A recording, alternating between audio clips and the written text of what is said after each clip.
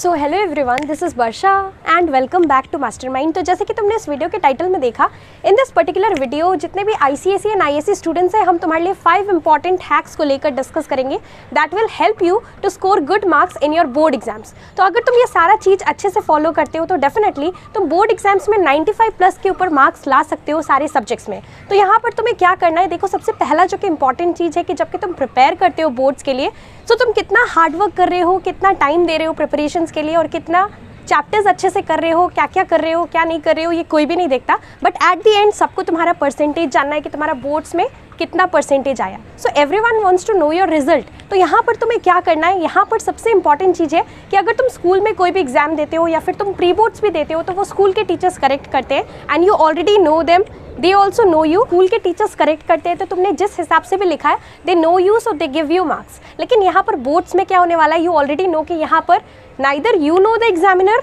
Not the examiner knows you. तो यहाँ पर जो तुम्हारा आंसर स्क्रिप्ट है जो कि टीचर करेक्ट करेगा, ही और she doesn't know you, neither you know him और हर। तो यहाँ पर बहुत इंपॉर्टेंट है कि तुम्हारा पेपर जो है, पेपर प्रेजेंटेशन बहुत इंपॉर्टेंट है। तो यहाँ पर तुम्हें क्या करना है, सबसे पहला जो कि इंपॉर्टेंट पॉइंट है that is regarding your handwriting. It should be legible, it should be easy to read. Because यहाँ पर अगर तुमने सब कुछ लिखा है, तुम्हें सब कुछ आता था, अगर तुम बहुत ही अच्छे स्टूडेंट हो, अगर तुमने सब कुछ लिखा है, बट फिर भी अगर तुम्हारा हैंड राइटिंग उतना अच्छा नहीं है, so it creates a bad impression on the examiner, right? So it creates a very bad impression. If your handwriting is not good, it creates a very bad impression on the examiner.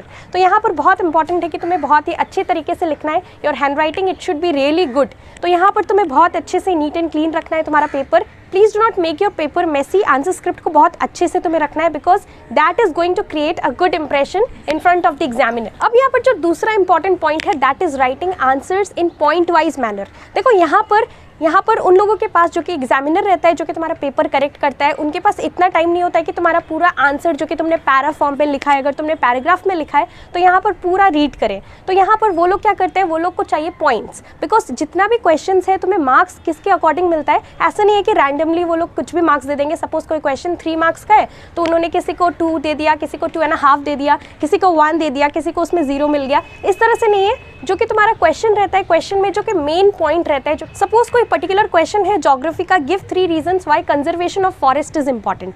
तो यहाँ पर तुम्हें क्या करना है, यहाँ पर तुम्हें 3 पॉइंट्स लिखना है ताकि तुम्हें 3 मार्क्स मिले। अगर सपोज क्वेश्चन 3 मार्क्स का है तो यहाँ पर तुम्हें सारा चीज़ का, सारा क्वेश्चन के लिए each and every point carries marks, so make sure that you write answers in point wise manner। हमारा अगर हिस्ट्री सिविक्स है तो हिस्ट्री सिविक्स का जो कि लॉन्ग क्वेश्चन एंड आंसर्स होता है, सेक्शन बी पार्ट, वहाँ पर तुम्हें क्या करना है, सबसे पहले तुम्हें एक हेडिंग देना है। सपोज कोई क्वेश्चन है, कोई भी पर्टिकुलर क्वेश्चन हो सकता है, सपोज वहाँ पर तुम्हें 3 पॉइंट्स लिखना है, 3 मार्क्स का क्वेश्चन है तो 3 तुम्हें पहले टाइटल लिखना है, फिर उसको इलाबोरेट करके एक्सप्लेन करना है। और यहाँ पर तुम्हें प्रॉपर गैप्स छोड़ना है। ऐसा नहीं है कि तुम पैरा फॉर्म में तीनों पॉइंट्स एक ही पर्टिकुलर पैरा के अंदर इंक्लूड कर दोगे। सो ये चीज़ बहुत इंपॉर्टेंट है and these are all basic thing. उसके बाद यहाँ पर जो थर्ड इंपॉर्टेंट पॉइंट है that is drawing line after each and every answer.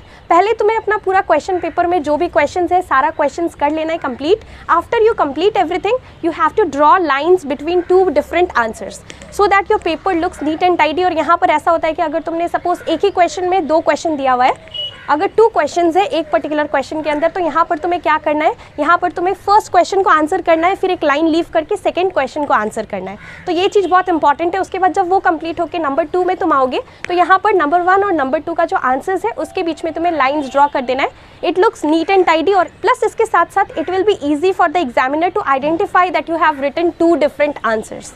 No यहाँ पर जो फोर्थ सबसे इंपॉर्टेंट पॉइंट है कि यहाँ पर तुम्हें क्या करना है, यहाँ पर तुम्हें पूरा क्वेश्चन पेपर, जबकि फर्स्ट 15 मिनट्स रीडिंग टाइम मिलेगा, उस टाइम तुम्हें पूरा क्वेश्चन पेपर रीड करना है और जो जो क्वेश्चंस तुम्हें आता है तुम्हें वो सारा क्वेश्चंस पहले करना है। उसके बाद जो डिफिकल्ट लग रहा है तुम्हें या फिर तुम उतना श्योर नहीं हो आंसर के रिगार्डिंग, वो सारा आंसर्स को तुम्हें लास्ट में करना है। ये चीज़ बहुत इंपॉर्टेंट है। अगर तुम्हें जो सपोज फर्स्ट क्वेश्चन ही नहीं आता है, जो कि तुम्हारा क्वेश्चन पेपर में फर्स्ट क्वेश्चन दिया है, सपोज MCQs है तुम्हारा, तो MCQs में सपोज पहला क्वेश्चन का MCQ का आंसर तुम्हें ठीक से नहीं पता, तुम श्योर नहीं हो, तो यहाँ पर हो सकता है कि वो राइट भी हो सकता है कि वो रॉन्ग हो जाए।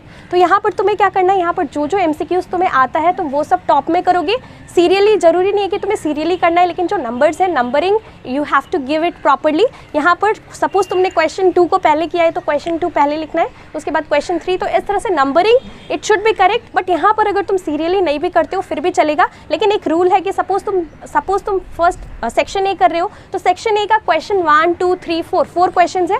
Suppose first choose the correct option है, फिर सेकंड में name the following type question है। तो अगर तुम चूज द करेक्ट से स्टार्ट कर रहे हो, एमसीक्यूज से स्टार्ट कर रहे हो, तो एमसीक्यूज का जो सपोज वहाँ पर 10 क्वेश्चंस है, तो अगर तुमने वो सारा 10 क्वेश्चंस कंप्लीट नहीं किया तो फिर तुम वहाँ पर question number 2 name the following में नहीं आ सकते। तुम्हें पहले फर्स्ट क्वेश्चन को कंप्लीट करना है, तो ये चीज़ इंपॉर्टेंट है। लेकिन जो तुम्हें नेम द फॉलोइंग आता है वो सब पहले करना, उसके बाद लास्ट में तुम जो नहीं आता है वो सब तुम कर सकते हो। तो इस तरीके से तुम्हें करना है, और जो आंसर्स तुम्हें आता है वो सब तुम्हें फर्स्ट लिखना है, पहले वो सब कंप्लीट करना है, और उसके बाद बाकी सारा पोर्शंस तुम्हें लास्ट में करना है। ये चीज़ बहुत इंपॉर्टेंट है। अगर स्टार्टिंग में तुम्हारा सारा आंसर्स राइट होगा तो that creates a very good impression in front of your examiner. So this is really important. And here last but not the least, fifth जो कि सबसे इंपॉर्टेंट पॉइंट है, that is underlining the important keywords. देखो ICSE में keywords बहुत important होता है, और तुम जो भी आंसर्स लिखते हो, स्पेशली तुम्हारा लिटरेचर हो गया या कोई भी पर्टिकुलर सब्जेक्ट हो गया, यहाँ पर बहुत इंपॉर्टेंट है कि तुम्हें क्या करना है, तुम्हें जितना भी कीवर्ड्स है सारे कीवर्ड्स को अंडरलाइन करना है।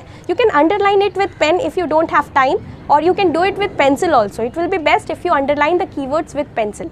तो यहाँ पर अगर तुम कीवर्ड्स अंडरलाइन करते हो तो क्या होता है कि सपोज कीवर्ड्स का मतलब क्या है, जो भी क्वेश्चन में पूछा गया है, सबसे मेन पॉइंट जिस पे कि पूरा मार्क्स डिपेंडेंट है, तुम्हें वो सब चीज़ को, वो पॉइंट्स को हाईलाइट कर देना है। हाईलाइट नहीं करना है, तुम्हें अंडरलाइन कर देना है with the help of pencil, or you can do it with pen also, that will do। अगर तुम यहाँ पर keywords underline करते हो तो तुम्हारा मार्क्स जो है, तुम्हें अच्छा मार्क्स मिलेगा। you will not lose marks in a particular question, चाहे वो लिटरेचर हो चाहे कोई भी सब्जेक्ट हो। you can always underline keyword if you get time।